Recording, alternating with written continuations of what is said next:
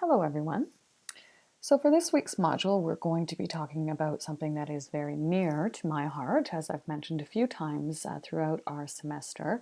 I work in using arts-based approaches in qualitative research, and I have done so now for going on 10, 15 years at least. And I want to talk a little bit about giving an overview and highlighting some of the lessons learned from this work and some of the key reasons we do this work and some of the key theorists that are coming out of this work. You have some really good material and readings to ground you in this work if this is something that you would like to explore in relation to representation and voice in qualitative research.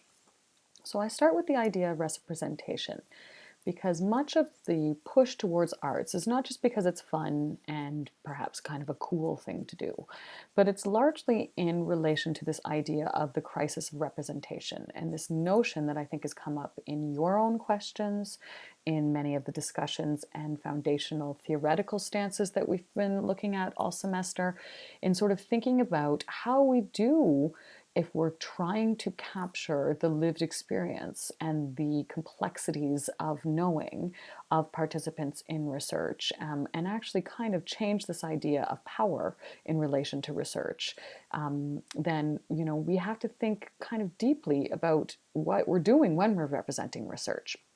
And so we have this video this week, a really nice video talk by Lisbeth Barbary, which I really hope you engage with, because I think there's a lot of really strong, powerful things that Lisbeth shares, and particularly this question of when there may be times when reducing data to themes, of course we need to do it. It's an important part of the way that we approach qualitative research.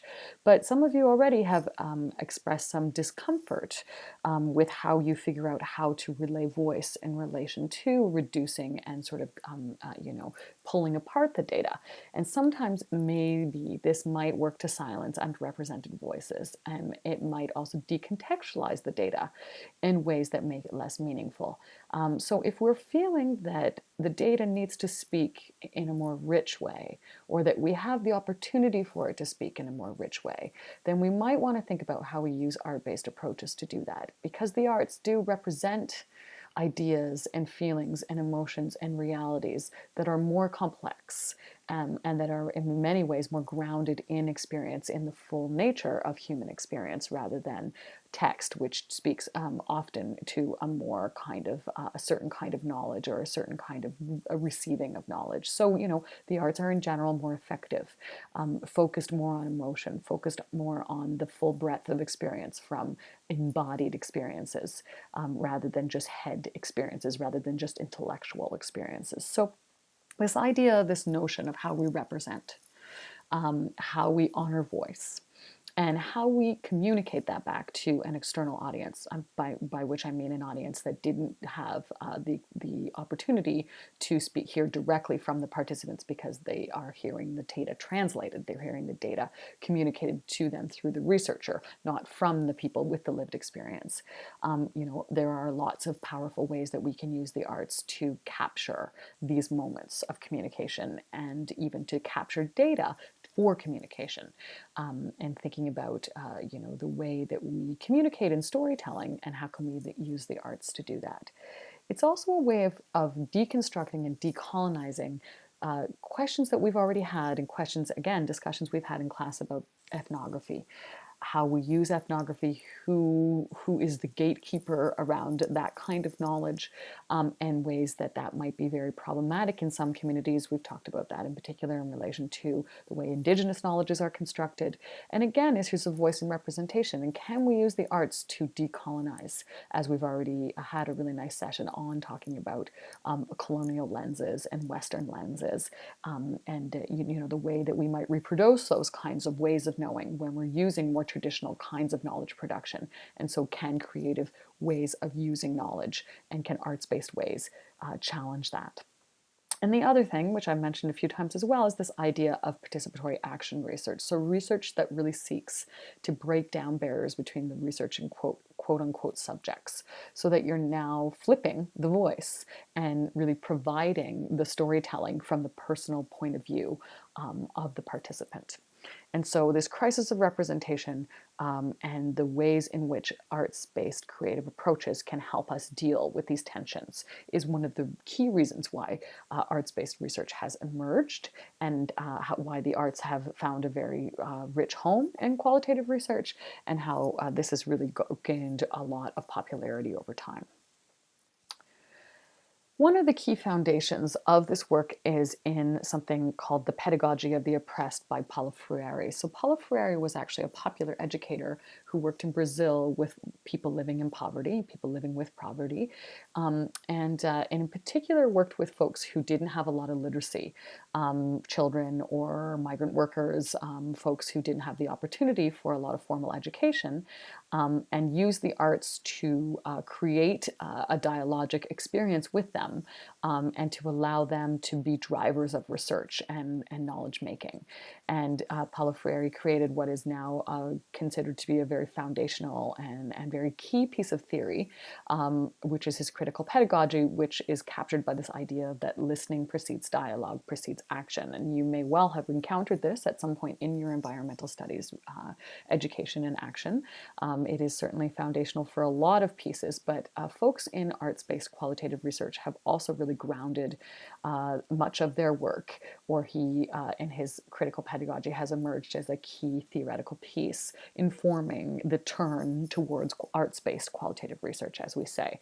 And so this is something that Paulo Freire actually did use the arts. He used drawing and inexpensive cameras with participants to have them identify in sort of a documentary photography kind of way processes in their lives, and then being able to come to a critical awareness of the exploitations that they were experiencing.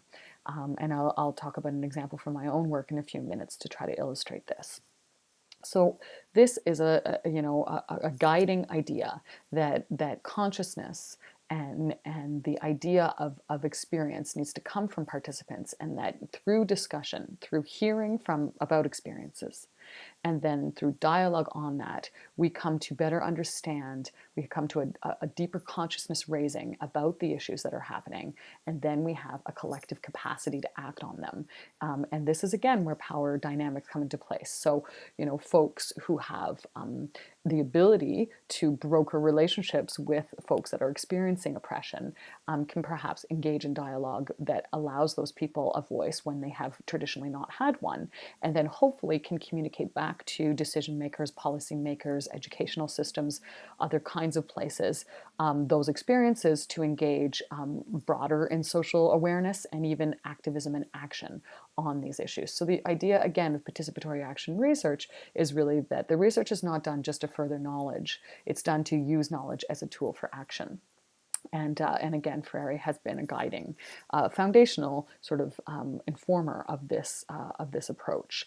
And this has been taken up very more recently in this concept of a technique called Photovoice, which builds on the ideas of Friere and also is born out of feminist theory, which again is very interested in emancipation and exploring oppression in order to change experiences of oppression into empowerment. So how do we learn together, again, through consciousness raising, to identify oppressions in order to break down systems of oppression? And so using photography to do that, building on Friere, is now grounded in this concept of Photovoice, and maybe you've even engaged in some Photovoice projects yourselves. So using photos to identify and discuss processes of power and privilege playing themselves out in people's lives, and then really use those as tools to build knowledge and to move to action. You have a nice example in your readings from this week, which is about a group in the States, actually, who did a Photovoice project with people who are from the LGBTQ spectrum and their wants and desires for healthcare.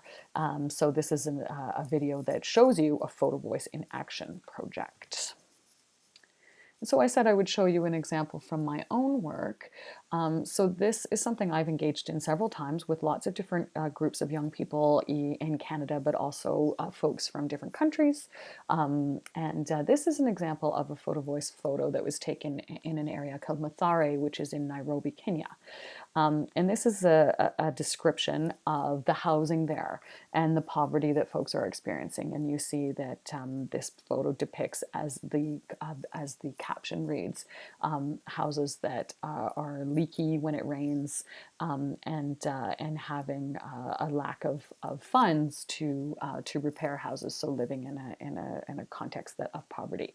But what I share this photo for is because this has been used multiple times in many different spaces as a discussion tool to talk about larger processes of power and oppression, in particular in relation to what appears in this photo to be two different kinds of housing in one geographical space or one kind of physical community space. And you see a fence in the middle of the photo that separates the impoverished housing from what looks like a more middle-class housing. So, you can have a discussion that raises consciousness around ideas of barriers, breaking up space, how space is used, who gets to determine how space is used, what are fences for? Are they trying to keep people out? Are they trying to block the view of certain people of privilege so they don't have to be confronted with the things that are happening right in their own backyards, literally? And also, an interesting discussion of perhaps where there is more community and where there is more isolation. So you might actually read this photo, and many people have, to say, even though there's a lot of poverty happening in the foreground space and the space of houses that have been described as leaky when it rains, you also have potentially more community there. You have people potentially who can rely on each other because they're living in close contact with one another. And potentially in other spaces, you have more concrete walls between people, and they may not know their neighbors as well as the people who are living in the more impoverished, quote unquote, impoverished community. Maybe they're not impoverished in every way. Maybe they're rich in community while living with low income. So, again, this is a discussion, and you can read photos obviously in multiple ways, and this is the power of Photovoice as well, of course, is this idea of a picture tells 1,000 stories.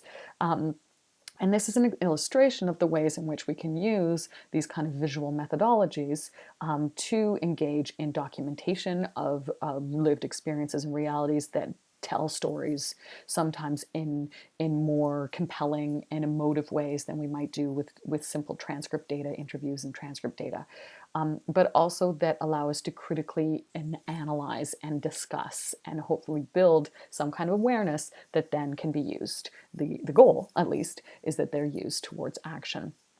And again, I should stress that this is about lived experience because it's the people who are going into their lives through kind of a documentary photography photo experience.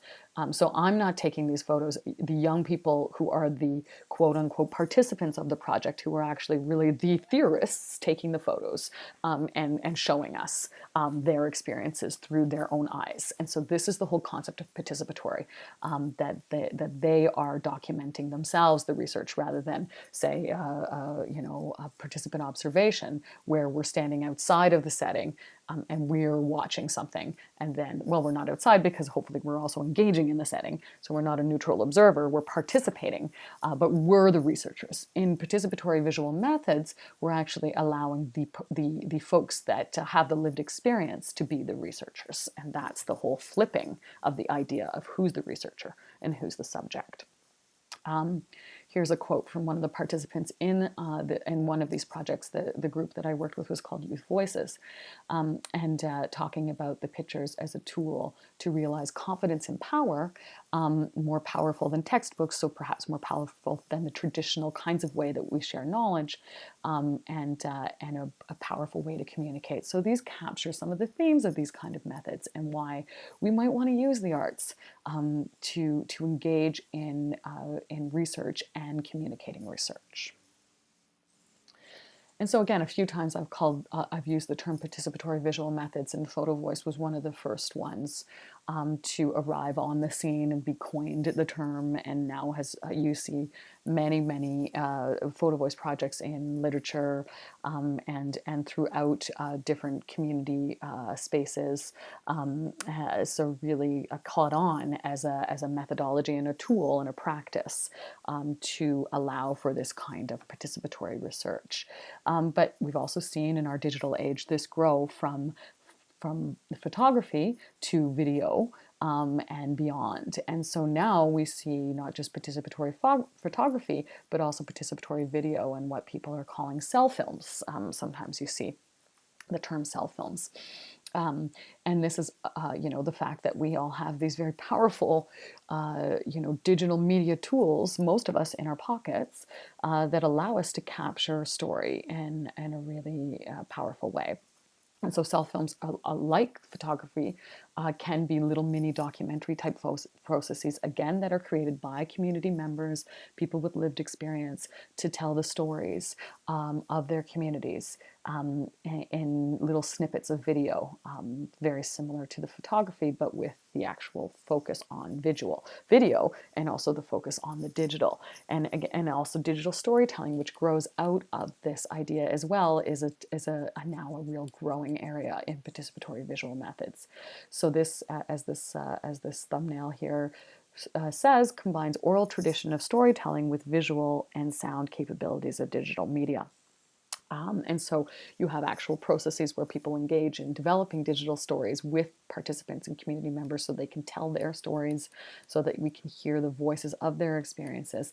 And of course, the whole concept of it being digital is that we can disseminate this through the internet, through various different kinds of digital technologies. So we can get these stories that are often underrepresented out into the public space, into the knowledge space, so that we can hear the voices of these stories.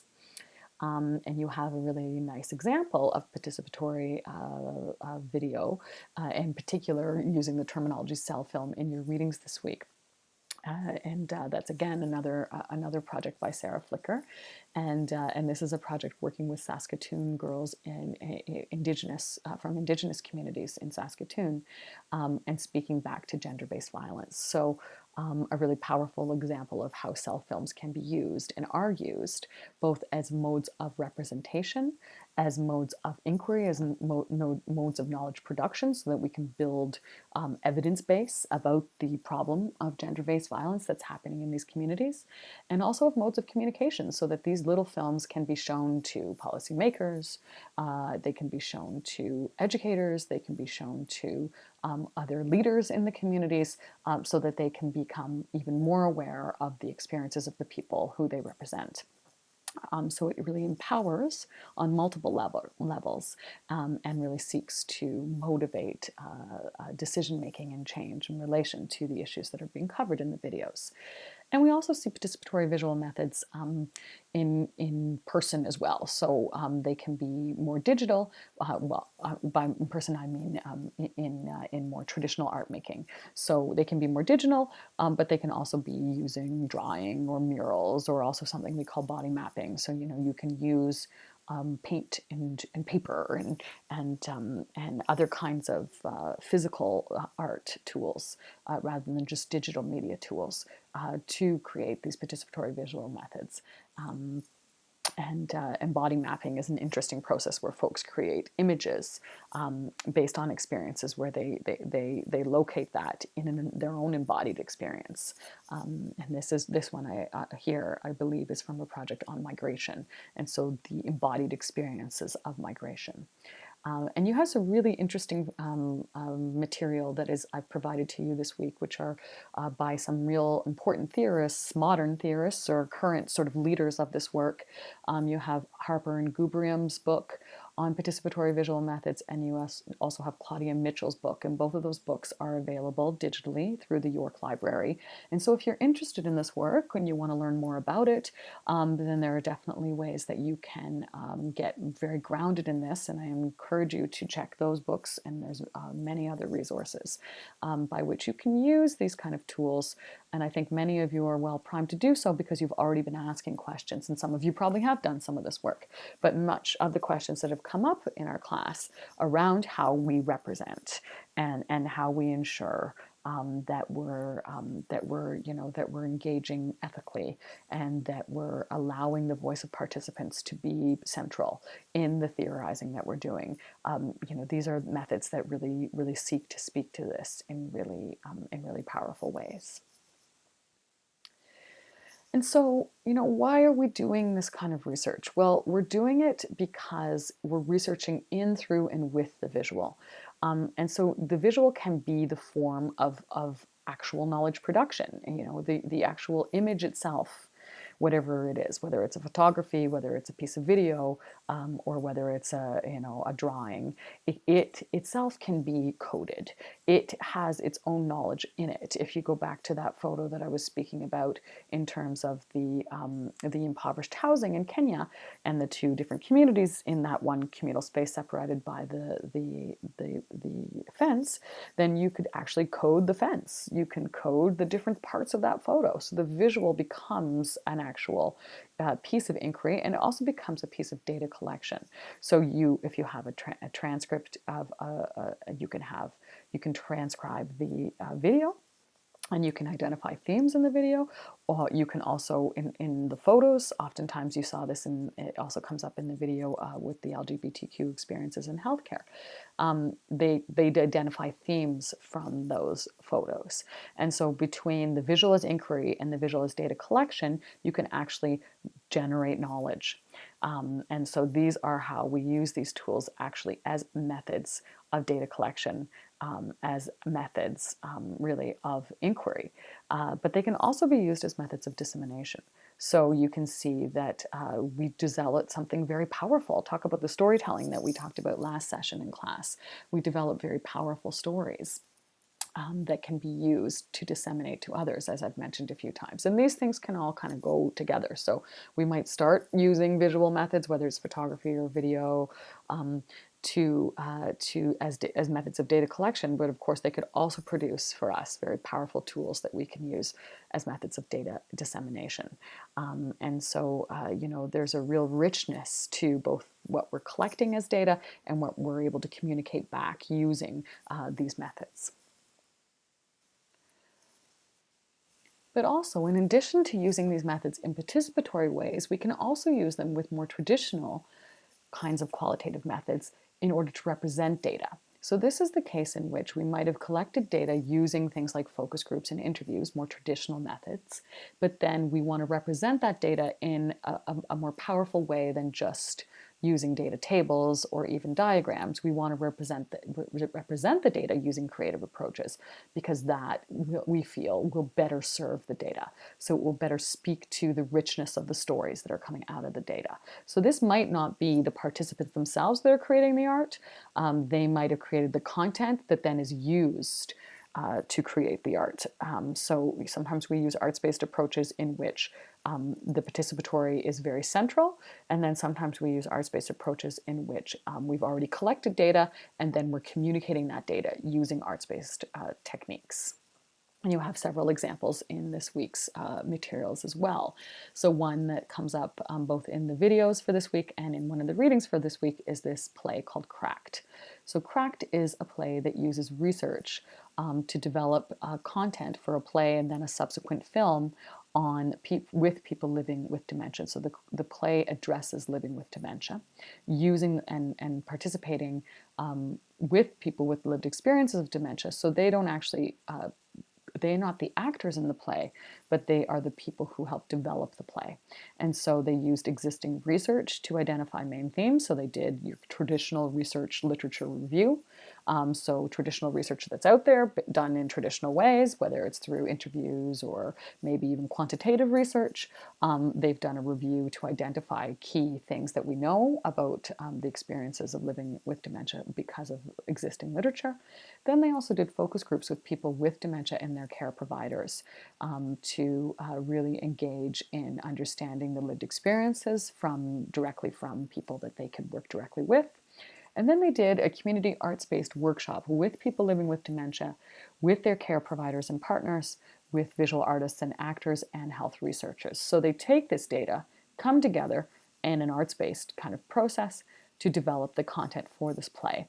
And then they go through several creative development phases with actors and writers, including playwrights and health researchers, to create the play that is then produced. So in this context, there's been participation of people with lived experience through the various stages of the research. The play itself is acted by professional actors, taking up lived experiences, perspectives in order to communicate them back. And as is discussed in the video that was assigned for this week, that can be a very powerful way for people to recognize themselves in the data. There was some stories told about people who have some experiences with dementia coming to the actors after the plays and saying, "You just really told my story," or "I just really saw myself in this story." And also, you see several themes coming up in discussions of this creative representation of data in relation to the power of story and the embodied experience, and the idea of using comedy and laughter, and using music and using dramatic storytelling to tell the stories that are coming out of the data, rather than just using charts and diagrams and quotes from participants, which of course we know are very important. It's certainly not to say that those are not important ways of representing data, and we still rely on those ways of representing data and need to, but we can also represent in creative arts-based ways that can really be powerful and add to the richness of how we can tell the stories and impact with our qualitative research. And again, coming back to Elizabeth Burbury in her talk, she speaks about some really compelling examples as well of how to use creative approaches to better and more fully tell the story of the data. So Elizabeth talks about an ethno-screenplay that she created from research she did on experiences of women in sororities. So she did traditional research where she did interviews with women. She was very interested in lived experiences of women in sororities. And then she decided that she didn't feel comfortable just communicating those stories back using traditional data tables and quotes. She wanted to tell the story from a real rich perspective. And so what she did was she created what she calls an ethno-screenplay. So similar to Cracked in a way, but she created characters that were composites of people she interviewed. And you see here, and she discusses this in her talk, how she uses coding to identify each of these codes comes from a participant in her data collection. But then this character in the screenplay represents multiple participants' perspectives kind of compositely put together to create a character. So the character represents lots of different experiences put together into the screenplay to tell the story in a really rich and dynamic and really very storytelling kind of way. And Elizabeth also talks about a collaboration that she engaged in with an artist named Coco Guzman, where they created a comic based on life story interviews with bisexual women. And this is an example of where a researcher has worked with an artist to translate or to communicate stories told to them by folks with lived experience in a really creative way. And then a final example from your readings is the reading on research as poetry. And this is a concept that we also see growing interest in qualitative research, is the idea of using interview data to produce a transcript that actually reads like a poem. So you're still using verbatim interview transcriptions, but you're organizing the transcription in such a way that it's not your traditional paragraph style communication, but it's taking sort of principles or inspiration from the idea of communicating in a poetic sense. So translating transcript data to using poetry to really capture voice and emotion. And this article about research on people living with HIV, you hear the voices of the participants in different ways when you're reading them through this poetic expression. And perhaps you hear the emotion coming out a little bit more strongly, or you engage with their humanity perhaps a little bit more. And this is, again, reasons why we might want to use creative approaches and different ways that we're playing on emotion and intellect and affect and lots of different ways of knowing. And so this, these are the key principles of the concept of creative representations of research, participatory visual methods, and other kinds of arts-based methods in qualitative research. So it really captures the embodied nature of the experience.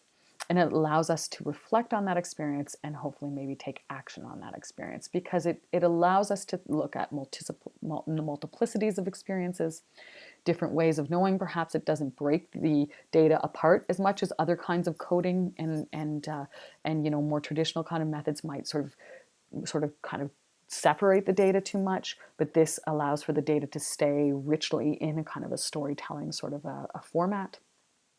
It can honor voice of participants in a very unique way, especially when it's very participatory. So when we're doing the thing where we're asking the participants to take the photos or create the cell films, then that really becomes even more their voice that's coming out of the data. It can be very adaptable. So, we can use these with lots of different settings. It might be more accessible to different audiences. Certainly, again, going back to Friere, that's one of the reasons he used art, because he was working with people that he felt that art was a real accessible piece, and a really engaging piece as well. I mean, frankly, this is the reason I use these kinds of techniques with young people, because it's interesting and exciting. And often young people come to the projects not so much because they want to be part of research, but because they are attracted to the idea of documentary photography or making a cell film. And then again, we can engage audiences and hopefully create some action out of these results, because there's something really tangible. I've done a lot of work using these kind of methods with policymakers, where when we go back to communicate the results of the project, it's obviously the videos and the photos that people find most compelling. The big long research report is important, but it doesn't always, it usually isn't the first thing that people want to talk about. And it's also hard to ignore when you're getting these kind of stories as a policymaker or as a decision maker. They become things that are harder to turn away from. So these are all reasons why these are interesting and growing approaches and exciting tools to use to think about how we capture the theory, the values, and the various different epistemologies that we've been talking about in relation to qualitative ideas of representation and voice and knowledge. And even building on this even a step further, we now have a new burgeoning field within the concept of using the arts in qualitative research, which is called research creation. And this is the idea of research through creating and creation. So, I've described the arts as data collection tools. I've described the arts as dissemination tools. But how are the arts in and of themselves inherently research tools? So, artistic practice inherently as a form of research. This is the concept of research creation. So creative production as both a tracing out, but also a culminating expression of the research process. So, really at the heart of this idea of research creation is that anytime folks are creating something, they are engaging in research, even if they're not in a formal research context, even if they don't see themselves as researchers, they are in fact researching something. And so, again, this is kind of the way of thinking, how do we think about research? How do we think about knowledge? And this idea of reading practice and theory and practice, that this concept of theory is not separate from the doing. The doing is where we're making the theory that these things are interrelated. And so we're actually going to be able to hear from a couple of participants in my Making with Place project. I've mentioned this project a few times now. It's not my project, it's a project I've been engaged in.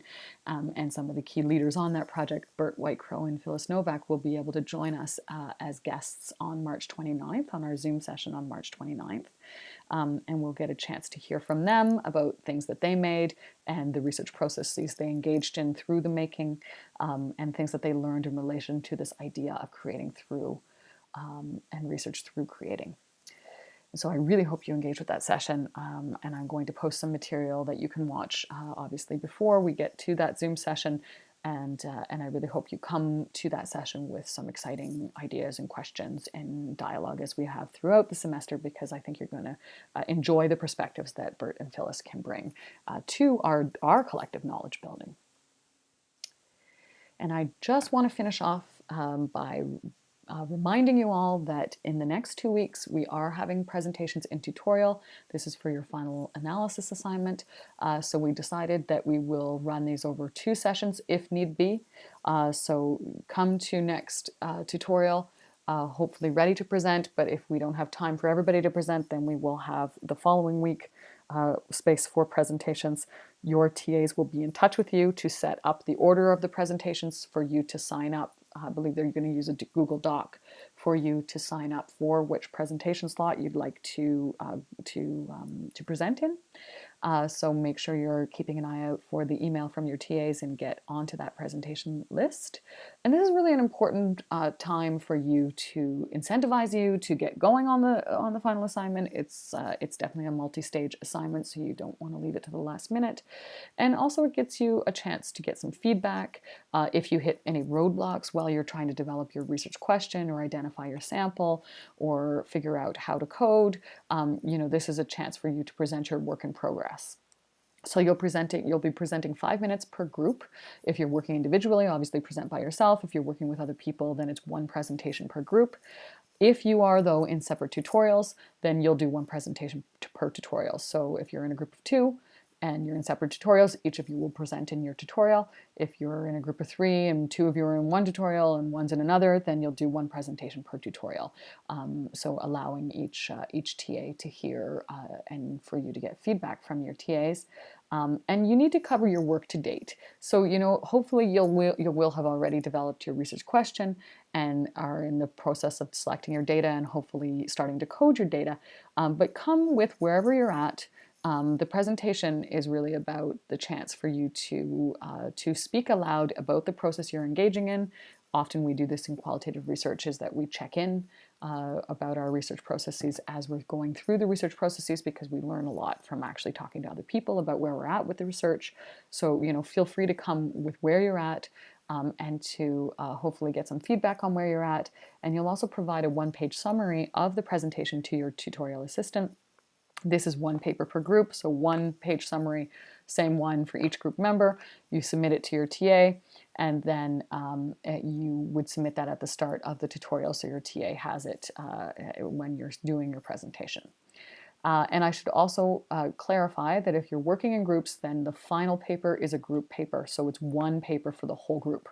So you can work individually, or you can work in up to groups of 4 for the assignment. And yes, please get all set up for those presentations, and I'm sure that will be interesting times in tutorial to hear from everybody and get a sense of everyone's work. Next Zoom session we will have on the 22nd. We will have more of a office hours type session where you can come and ask any questions about the final assignment or bring any challenges or any successes that you've had or any ways that you'd like to approach it and discuss. So this will also be a space where you can engage in some discussion and feedback in relation to the assignment. And then again on March 29th, that's when we have Bert and Phyllis from Making with Place Project coming to talk about their research creation process, the arts as a really rich tool for qualitative knowledge and theory building. And so I hope that will be a really exciting session as we wind up the class. And I look forward to continuing to engage with you all through those sessions.